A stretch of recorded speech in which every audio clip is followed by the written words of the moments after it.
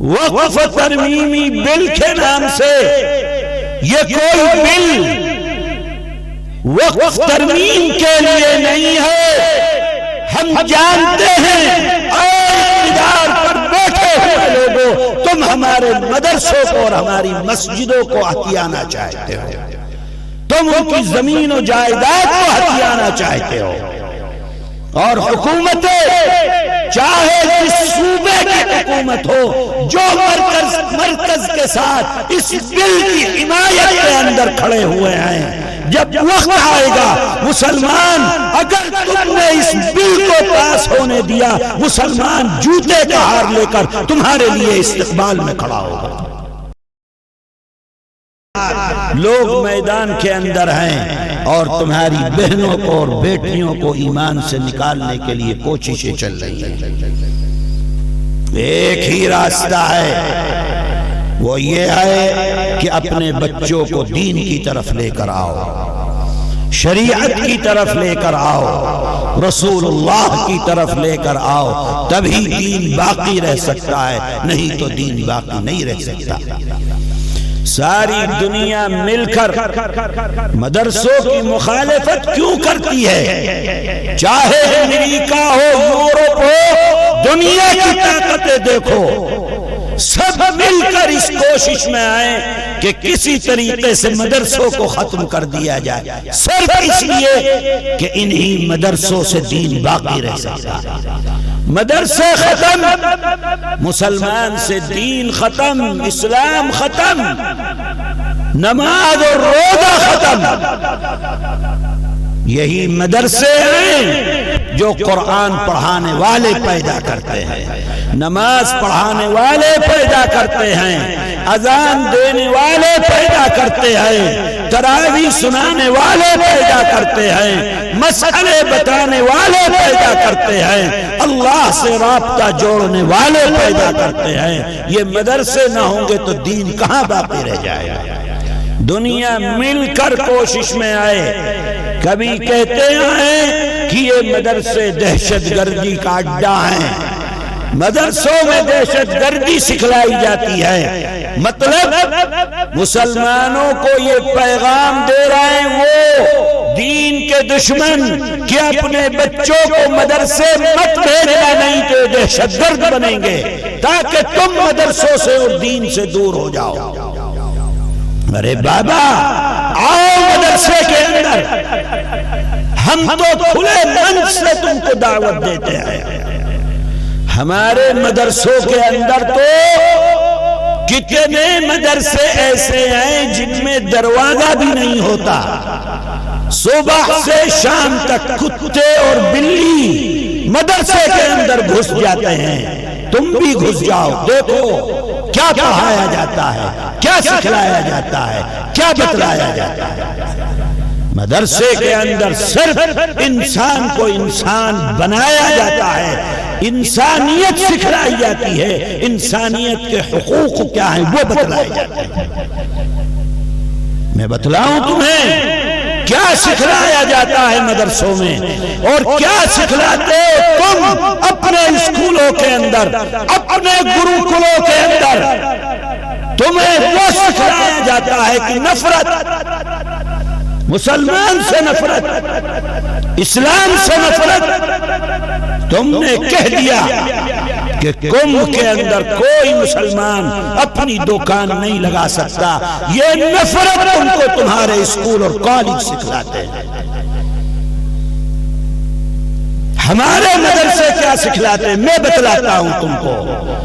جب کمبھ کے اندر بھگدڑ ہوئی، لوگ وہاں سے پریشان ہو کر باہر آئے، الہ آباد کے مسلمانوں نے اپنے گھروں کے دروازوں کو، اپنی مسجدوں کے دروازوں کو، اپنے مدرسوں کے دروازوں کو ان کے لیے کھول دیا. آؤ تم پریشان ہو، ہمارے گھر میں آؤ، ہماری مسجد میں آؤ، ہمارے مدرسے میں آؤ. کیوں؟ اس لیے کہ تم بھی انسان ہو، ہم بھی انسان ہیں. ہمارا مدرسہ ہم کو تعلیم دیتا ہے کہ اگر تم زمین پر کسی انسان پر رحم کرو گے آسمان والا تمہارے اوپر رحم کرے گا. یہ ہمارا مدرسہ ہم کو سکھلاتا ہے. تمہیں نظر آتی ہے دہشت گردی، کیوں؟ اس لیے کہ تم کرسیوں پر بیٹھے ہوئے اقتدار کی، تمہیں یہ مدرسے اس لیے دہشت گرد نظر آتے ہیں کیونکہ یہ دین کی حفاظت کرنے والے ہیں، یہ رسول اللہ کے دین کی شریعت کی حفاظت، یہ بچوں کو مسلمان بناتے ہیں، انسان بناتے ہیں. اس لیے تمہارے دلوں کے اندر یہ کھٹک رہے ہیں. جو بل لے کر آ رہے ہو وقف ترمیمی بل کے نام سے، یہ کوئی بل وقف ترمیم کے لیے نہیں ہے. ہم جانتے ہیں اقتدار پر بیٹھے ہوئے لوگوں، تم ہمارے مدرسوں کو اور ہماری مسجدوں کو ہتھیانا چاہتے ہو، تم ان کی زمین و جائیداد کو ہتھیانا چاہتے ہو. اور حکومتیں چاہے جس صوبے کی حکومت ہو جو مرکز کے ساتھ اس بل کی حمایت کے اندر کھڑے ہوئے ہیں، جب وقت آئے گا مسلمان، اگر تم نے اس بل کو پاس ہونے دیا، مسلمان جوتے کا ہار لے کر تمہارے لیے استقبال میں کھڑا ہوگا. تم یہ سمجھتے ہو کہ مسلمان اپاہج ہے؟ تم یہ سمجھتے ہو کہ جو چاہے وہ کریں؟ یاد رکھو، اپنے ایمان کی حفاظت کے لیے، اپنے دین کی حفاظت کے لیے مسلمان اپنی گردنوں کو کٹانے سے بھی پیچھے ہٹنے والا نہیں. وطن کی حفاظت، ہم اس کے لیے بھی اپنی جان کی بازی لگانے کو تیار ہیں، اور اپنے دین اور مذہب اور شریعت کی حفاظت کے لیے بھی ہم اپنی جان کی بازی لگانے سے پیچھے ہٹنے والے نہیں. کیا سمجھتے ہو کہ مسلمان اپاہج ہے؟ جو چاہو وہ فیصلے کرو، اور سیکولر رہنے والی طاقتیں ان کا ساتھ دیں، پھر مسلمانوں کے ووٹ مانگنے کے لیے آئے، جوتے کا ہار ملے گا تمہیں گردن کے اندر. میرے عزیزو، ان مدرسوں کی حفاظت کرو، ان مدرسوں کی اہمیت کو جانو. دنیا کے اندر تمہارا ایمان کی حفاظت جب ہی تک ہو سکتی ہے جب تک یہ مدرسے زندہ ہیں. مدرسے ختم ہو جائیں گے، ایمان کی حفاظت نہیں کر سکتے، آنے والی نسلوں کے ایمان کی حفاظت نہیں کر سکتے ہو. اور یہ کوئی انہی کا مسئلہ نہیں ہے کہ جو آج حکومت پر بیٹھے ہو، اس سے پہلے ملک کی آزادی کے بعد سے جو بھی حکومت آئی ہے، کیسے مسلمانوں سے ان کے مدرسوں کو لے لیا جائے، اس کوشش کے اندر لگے ہوئے تھے. اس سے پہلے جو اقتدار میں تھے انہوں نے اس کا دوسرا ایک طریقہ اپنایا تھا کہ جگہ جگہ مدرسوں کو سرکاری بنا دیا، سرکار کے اندر میں لے لیا، روپیے اور پیسے دکھلائے کہ تم اپنے مدرسوں کو سرکار کو دے دو تو تمہیں یہ گرانٹ ملے گا. اور لوگوں نے اپنے مدرسے سرکار کے حوالے کیے. آج وہاں پر کوئی پڑھنے والا نہیں ملتا، کتے لوٹتے ہوئے ملتے ہیں.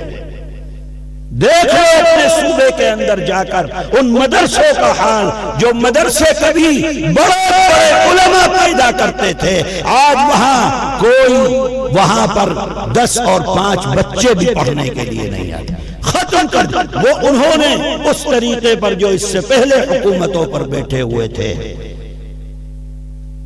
میرے بھائیوں، آج جو لوگ ہیں انہوں نے دوسرے طریقے سے اس کو ہتھیانے کی اور اپنانے کی کوشش کی ہے اور کر رہے ہیں.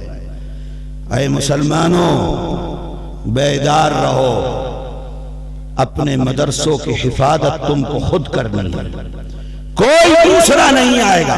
اور اگر سو گئے اور سوتے رہے اور تم نے یہ سمجھا کہ یہ مولوی تو پاگل ہیں، انہیں تو کوئی کام نہیں ہے سوائے اس کے کہ اسی طریقے سے بولتے رہیں، تو یاد رکھ لینا، لکھ لینا، اگر مدرسوں سے غافل ہو گئے آنے والی نسلوں کے ایمان کی حفاظت نہیں ہو سکتی ہے اس ملک کے اندر.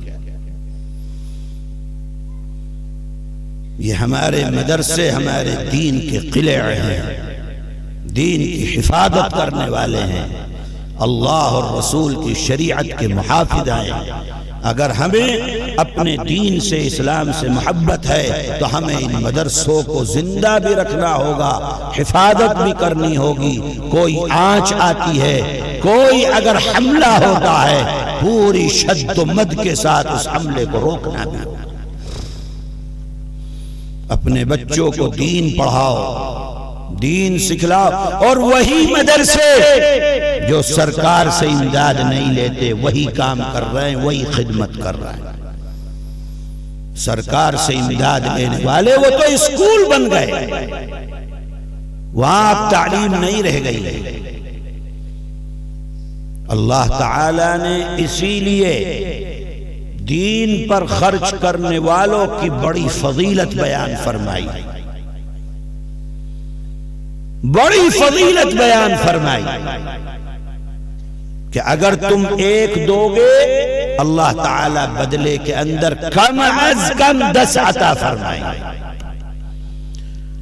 انسان تو بڑا حریص ہے، کہنے لگے اللہ آپ تو بڑے دانی ہیں، ایک کے بدلے صرف 10۔ اللہ نے فرمایا اچھا تم 10 پر راضی نہیں ہو، چلو ہم ایک کے بدلے تمہیں 70 عطا فرمائیں۔ انسان نے پھر اللہ تعالی سے گہار لگائی کہ اے اللہ آپ جیسا دانی، ساری کائنات کے کل مالک آپ ہیں، صرف 70